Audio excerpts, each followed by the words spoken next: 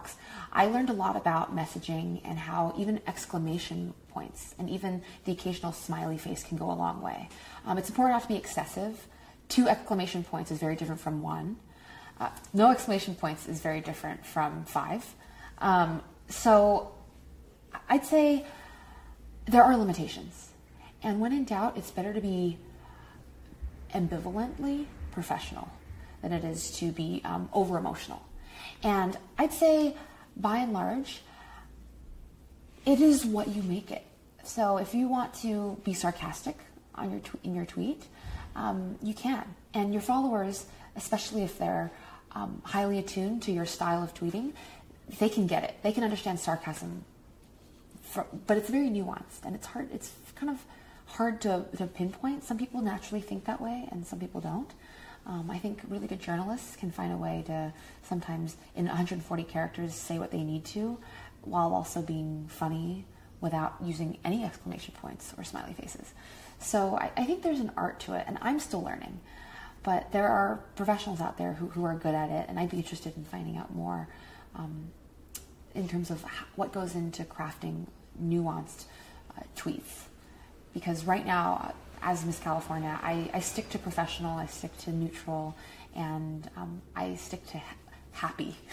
So I tend to use extra exclamation points and smiley faces and THX instead of thanks if I have a lot to say.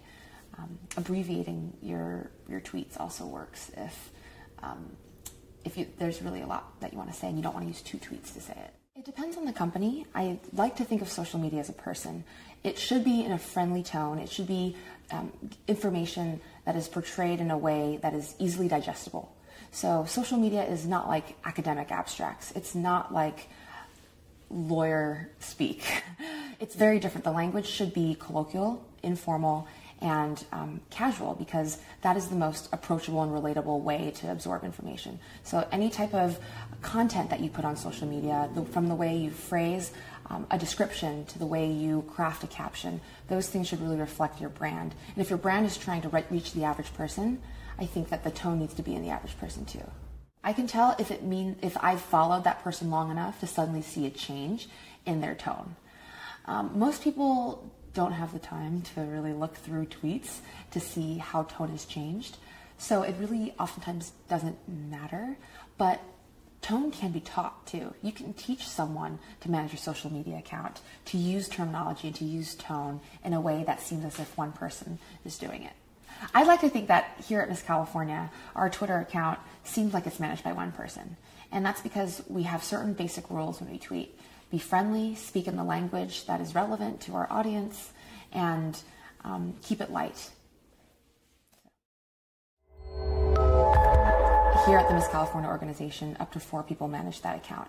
And it's necessary because one person's full-time job dedicated to social media still isn't as effective as 4 people dedicating an hour a day sporadically, 15 minutes here, 5 minutes here, when you're at the post office waiting in line, responding to some tweets. It's really, you get out of it what you put into it. And the more investment you have, the more engagement you have, the more quickly that snowball effect happens. And that's how we've been able to accrue followers without purchasing any of them and having genuine conversations that will, last for a long time. I used Google Calendar as my main tool. Luckily enough this year, I'm not too inundated with meetings back to back to need something that does it automatically for me. But I know at some point I will. There is an app called Buffer that I do use with Twitter, and it really helps me set up the articles that I do want to push out at the beginning of the day so that I can continue throughout the rest of my day, not needing to constantly go back to my phone, checking the time to see if it's been 2 hours since my last post. Not that it's that formulaic, but I think being on one's toes is important because you never know when your viewers, you never know when your audience is really tuning in. So you have to expect it to be always. I had probably about an hour a day accumulated altogether. I do 5 minutes in the morning, 15 minutes in the day, in the middle of lunchtime. But there are times where I don't want to touch my phone for 2 days. And that's when I'm really glad I have our social media team at Miss California, because then they carry the slack. I was a late adopter to social media. So I think that there will always be a part of me that isn't going to love social media more than anything else. That was a really roundabout way of saying I think social media will one day transform to be some very different from what it is now. I think social media is going to become more social and less media, in the sense that we're not going to be constrained to devices. I went to CES this year, the Consumer Electronics Show, and there were all these wearable devices. It was fascinating and very exciting. But the main problem with all these wearable devices is, if you already have a phone, an iPad, and 2 laptops, why is adding a smartwatch or adding a fitness speedometer going to add value to your life? It's just another thing to think about. It's another thing occupying your bandwidth, another thing to charge, another thing to sync into your phone, and that's just not a seamless experience. I think social media will start to become a seamless experience once things like wearable devices start adopting the functionality of cell phones and the functionality of laptops.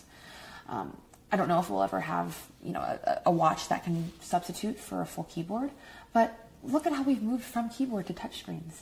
In fact, Heaton actually enlightened me to this. It's very different doing this and this. And we're already going from this to this. Maybe it's not far off when we go from this to just thinking it, right? Girl can dream.